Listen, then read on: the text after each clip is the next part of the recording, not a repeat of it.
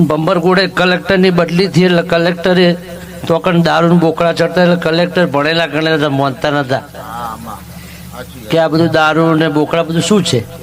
બી professional.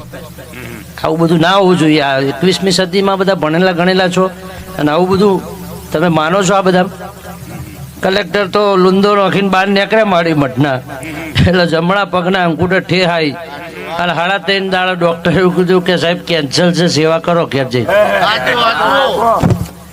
એટલે ગોમડે ગોમડે ભટક્યો, દવાખાને ભટક્યો. 1 વાર રિપોર્ટ, 2 વાર રિપોર્ટ, 10 વાર કરાયા તો એનું એ જ નીકળ્યું. અને ડોક્ટર કે હવે તમારો ઈલાજ થયો નહીં, છેલ્લામાં છેલ્લા 2.5 મહિના બચ્યા છે, હવે તમારે જો દોડી પોકો તો દોડી પોકો.